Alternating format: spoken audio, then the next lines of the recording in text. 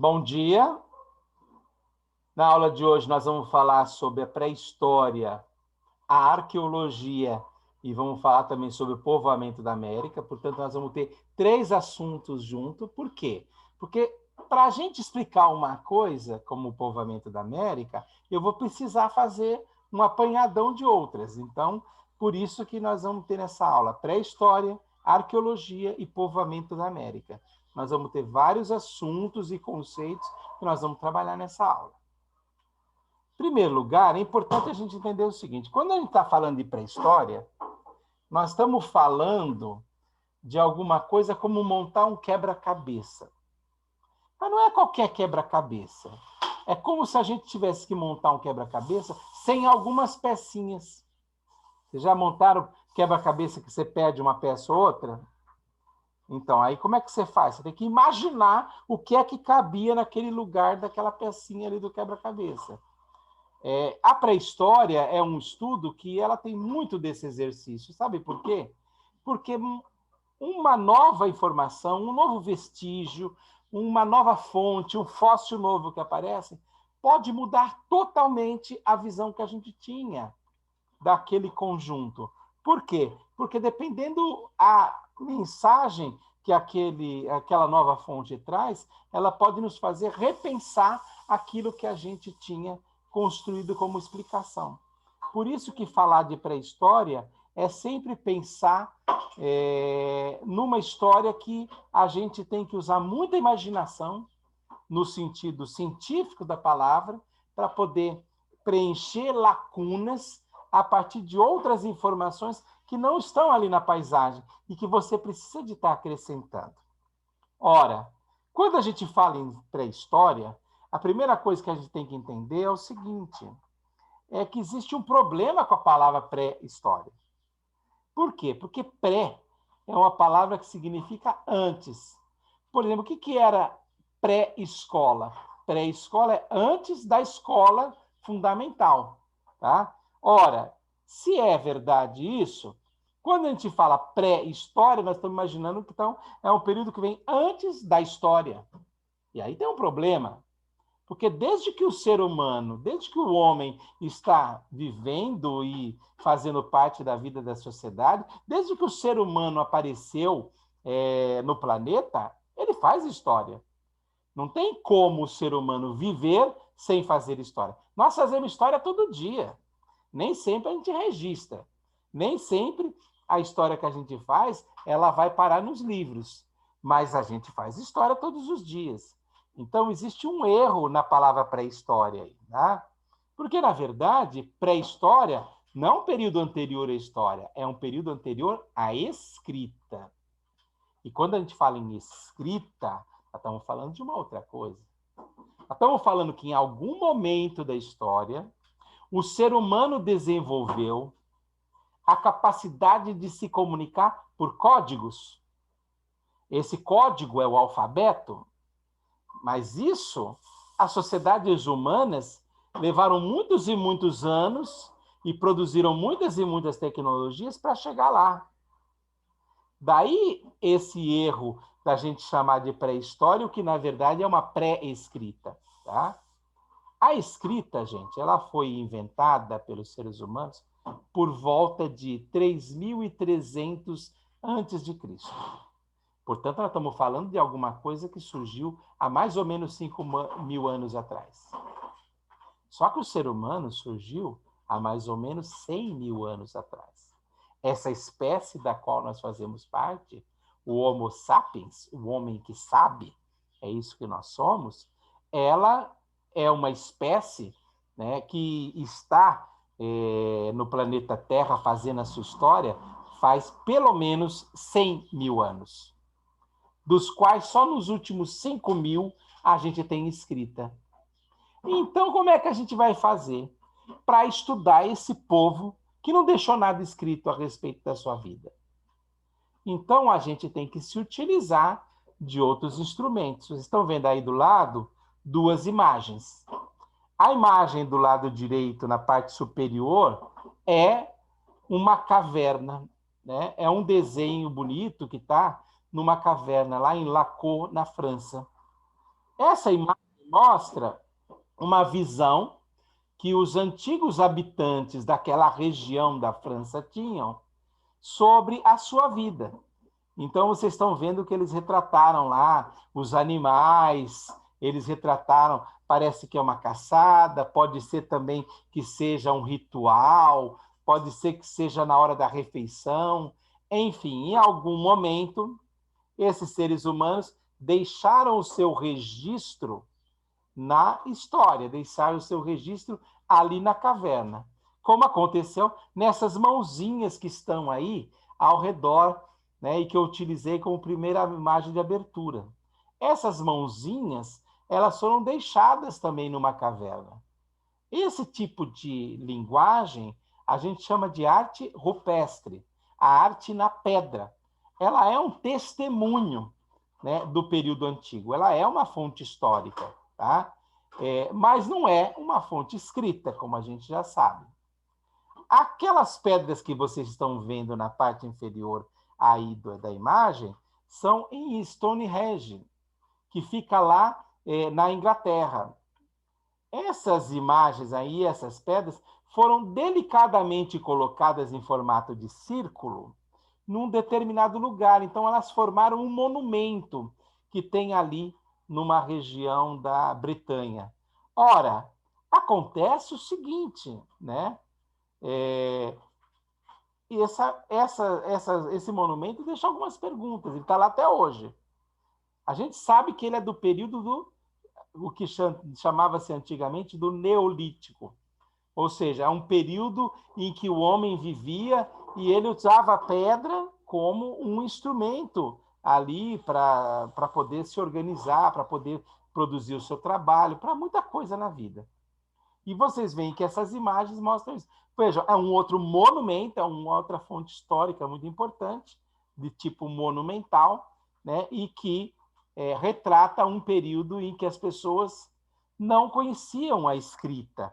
Por que a gente sabe disso? Porque não tem nada escrito nas pedras. Porque não tem nenhum registro escrito ali próximo. Ora, é por isso que a historiografia, ela muitas vezes, antigamente, né, ela utilizava a ideia da idade da pré-história como se fosse a idade da pedra. Então, a gente já deve ter ouvido falar muitas vezes. Tá? Tanto é que, antigamente, a história era dividida, a pré-história era dividida em dois períodos. O chamado Paleolítico e o Neolítico. A palavra lítico significa pedra. Ora, então o que a gente deduz? Tem a pedra antiga, paleo, e a pedra nova, neo. Neo é novo. Paleo, antigo. A antiga pedra e a nova pedra, a idade da pedra. Então, a ideia que se utilizava muito, né, na historiografia tradicional, era essa. Na verdade, o que eles faziam? Eles faziam a seguinte distinção. No período da Pedra Antiga, os homens usavam a pedra lascada. Vocês estão vendo essa pedra que aparece aqui embaixo? Ela é apenas lascada. O que é isso? Eles pegavam um pedaço de sílex, né? Eles quebravam, eles batiam um no outro, aí tiravam lasquinhas.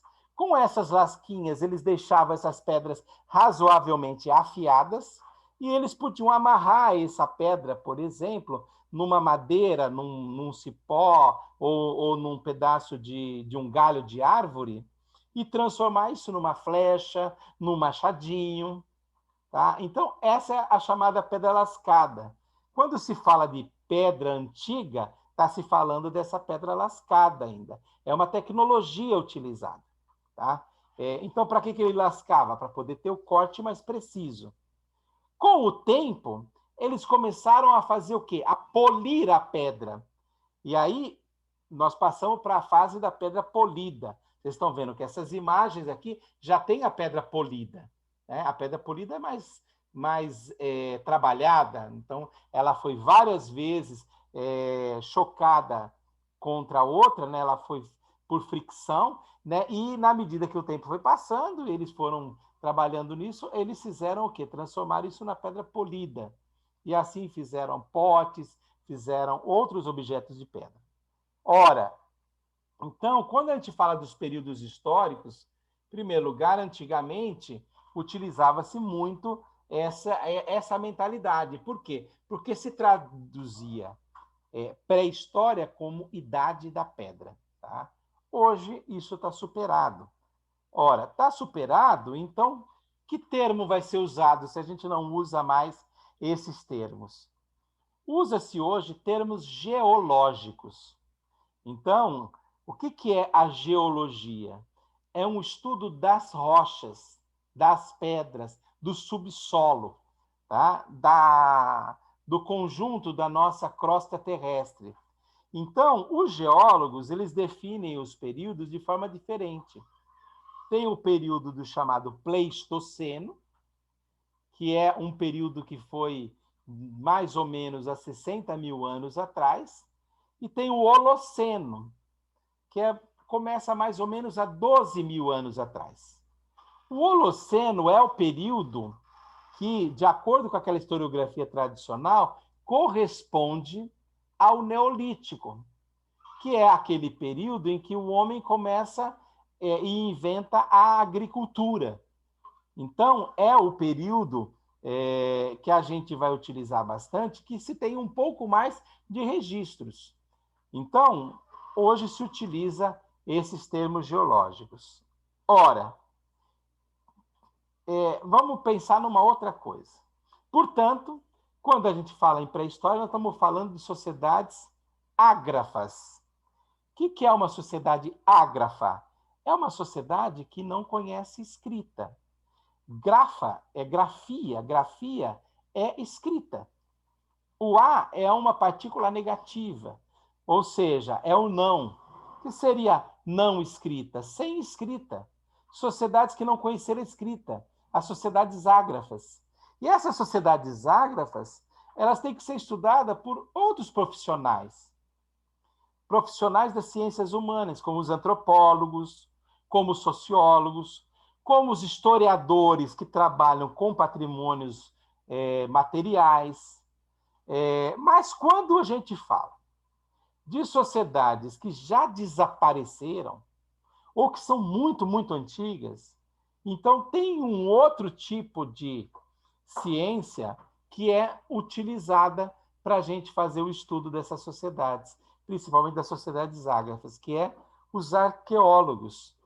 O arqueólogo ele é um profissional que, como antropólogo, sociólogo, como historiador, vai estudar a história de determinados povos, mas vai estudar principalmente comunidades que hoje já não existem mais e que deixaram o seu registro e que muitas vezes existem, aí que às vezes até existem, mas foram tão modificadas pelo tempo que é preciso resgatar textos e documentos antigos para saber como que era a vida dessa mesma sociedade num tempo muito diferente do que é hoje.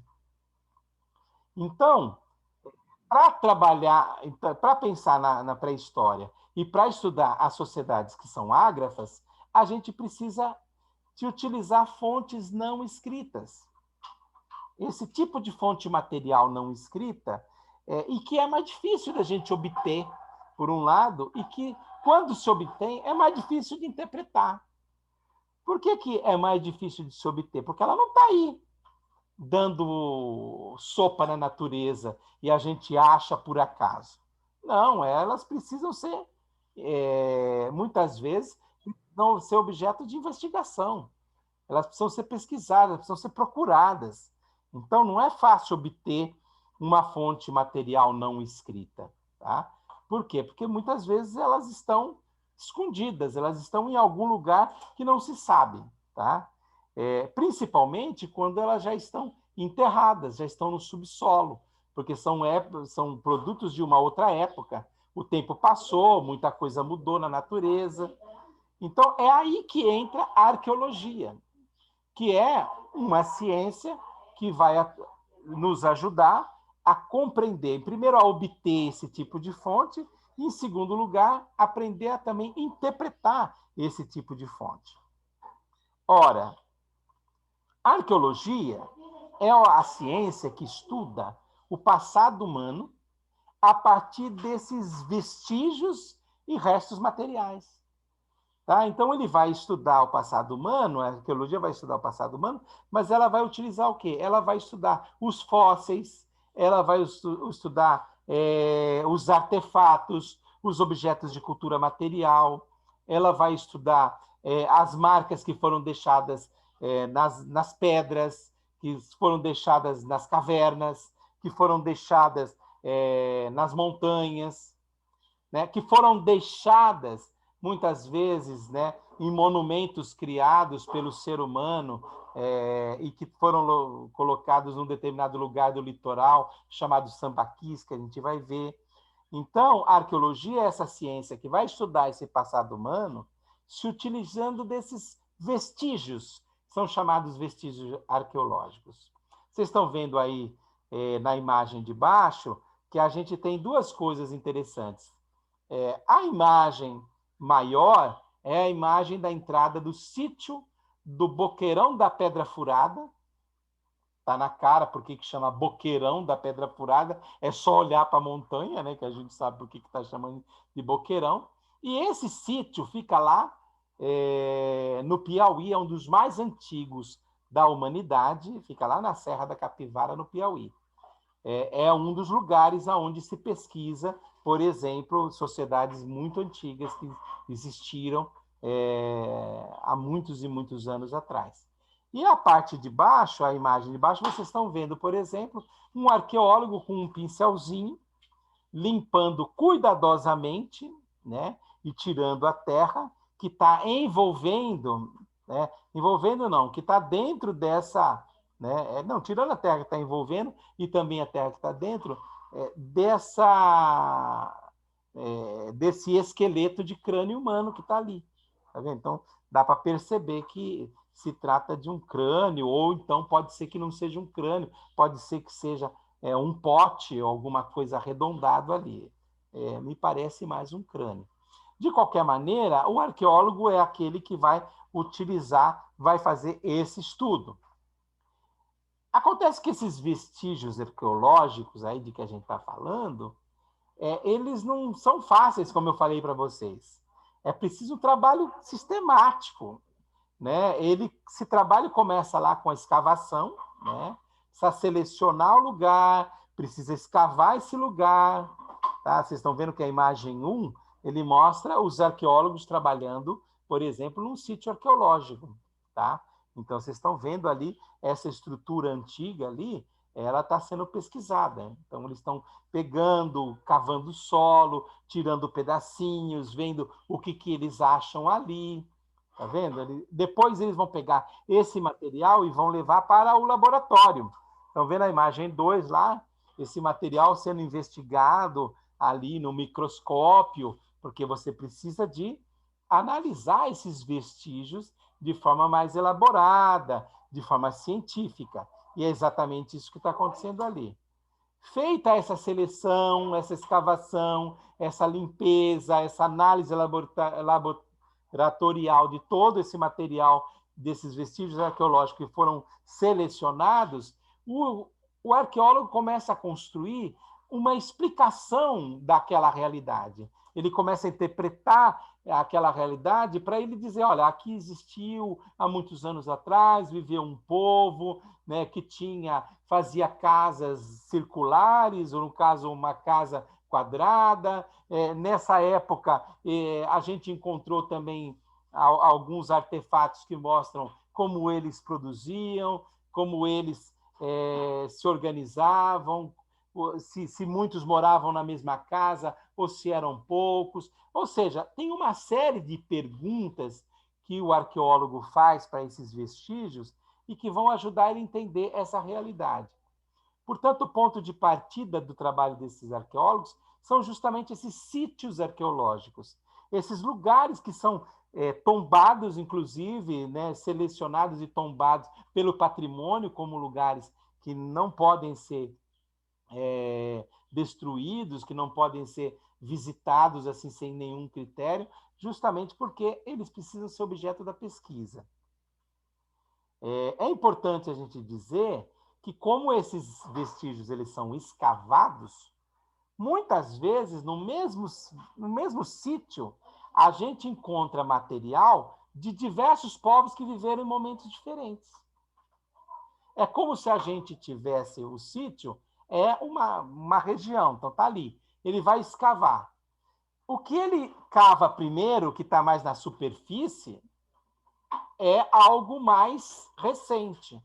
Mas quanto mais ele cava, mais ele vai encontrar coisas mais antigas. Então, às vezes, você tem um lugar que tem várias camadas estratigráficas ali. Então, você tem uma camada, por exemplo, que tem objetos que foram encontrados e que são um testemunho de populações que viveram há 1000 anos atrás. E se você cavar um pouco mais, naquele mesmo lugar, você encontra outros objetos de populações que viveram há 2000 anos atrás e que às vezes nem conheceram as outras. Ou às vezes podem ser ancestrais das anteriores. Então, por isso que o trabalho do sítio arqueológico ele é um trabalho muito minucioso, porque você tem que escavar com cuidado, por isso que eles esquadrinham tudo, eles anotam, né, aonde foi que tirou, qual a profundidade em que foi encontrado esse testemunho, porque eles sabem que quanto mais profundo e quanto mais fundo está o vestígio que eles encontram, mais antigo, mais distante do tempo. Então, essa escavação precisa ser muito minuciosa. Então, veja que o trabalho do arqueólogo, desde a pesquisa no sítio arqueológico até a chegada desse material no laboratório para ser investigado, quantos anos ele tem, de onde que ele vem e tudo mais, leva muito tempo e precisa de muita pesquisa para se chegar nisso.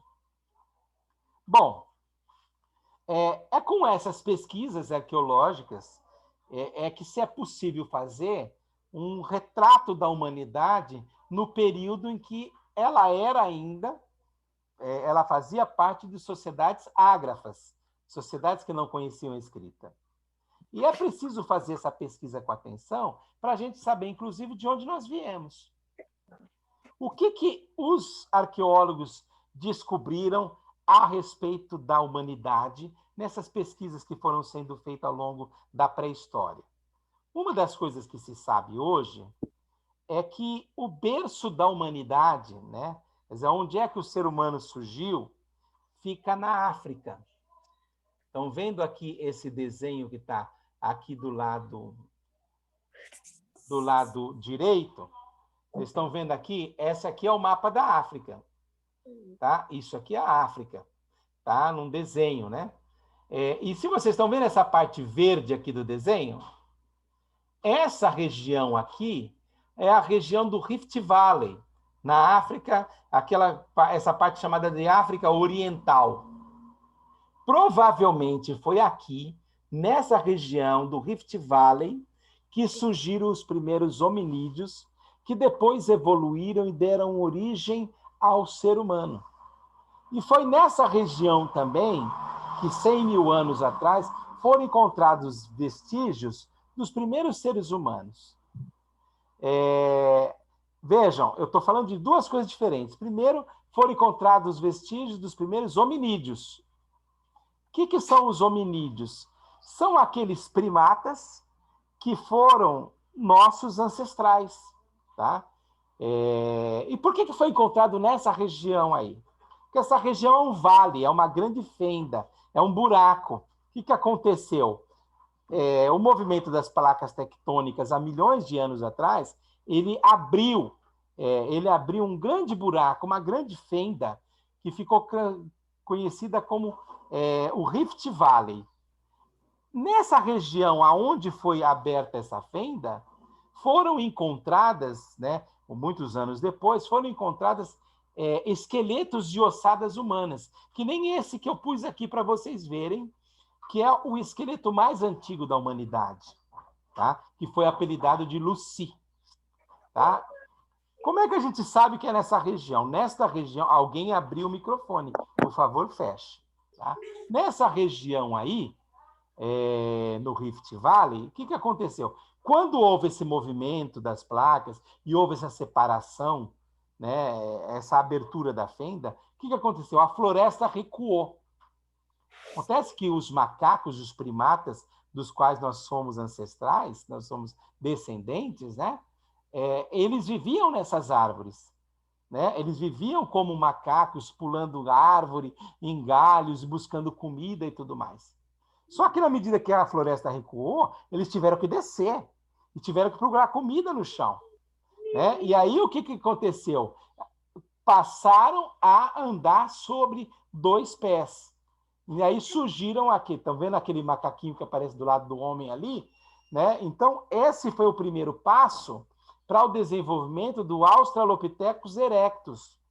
Ou seja, esse macaco que passou a andar sobre dois pés, que já não vivia com o auxílio das mãos e que foi evoluindo muitos milhões de anos depois, vai dar origem, né, a uma espécie hominídea, né, que vai andar sobre dois pés, que vai dar origem ao homem. Depois essa evolução continua por muitos e muitos anos, até que a gente chegue ao ser humano que nós somos hoje, produto desses muitos anos.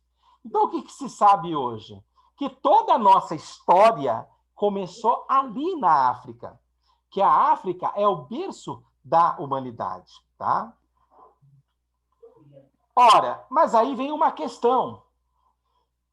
Se foi na África que o homem surgiu, como é que ele foi parar, por exemplo, aqui nas Américas, onde nós estamos? Essa é uma pergunta. Como é que chegou na América? E aí a gente vê que o ser humano ele vai fazer uma longa jornada. Vejam aqui, por exemplo, olha aqui, vocês estão vendo a África? Olha lá, os primeiros seres humanos saíram da África, começaram a caminhar em direção aqui à Índia, Vietnã, aqui estão vendo a Mongólia, ocupam a Ásia. Quando chega aqui, um grupo vem para a Oceania, atravessa aqui as ilhas de navio, barco, né, na época. Depois eles vão continuar a sua viagem, tá vendo? Vão atravessar aqui o Estreito de Bering, que é uma região muito estreitinha do mar, eles vão atravessar, vão chegar na América do Norte, vão continuar seu encaminhamento e muitos anos depois vão chegar aqui na América do Sul e vão se espalhar por toda a América do Sul. Esse grupo que chegou na Oceania também vai continuar viajando aqui pelas ilhas da Polinésia, através do Chile vai chegar pelo Pacífico na África do Sul. Veja, são várias levas de populações que saíram da África e foram fazendo caminhos até chegar aqui. Tá? Alguns vieram aqui da região da Ásia, outros vieram da África diretamente, outros vieram aqui pela Oceania.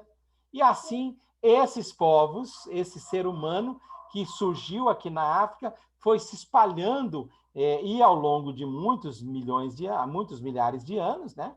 Mais de 50 mil anos atrás, foi fazendo esse longo encaminhamento até que todas as Américas fossem ocupadas. O fóssil mais antigo encontrado nas Américas é um fóssil que foi encontrado lá em Lagoa Santa, em Minas Gerais. Ele foi encontrado por Peter Land, um arqueólogo, em 1975. Essa daqui. E se vocês olharem aqui, vocês vão ver que tem um esqueleto e tem uma representação artística. O que a gente percebe observando essa representação artística? Que esse esqueleto é de uma mulher negra. Essa mulher negra foi apelidada de Luzia. Por que Luzia? Vocês se lembram que eu falei o nome do apelido do primeiro fóssil de esqueleto de hominídeo que apareceu lá atrás? Eu não falei que era Lucy?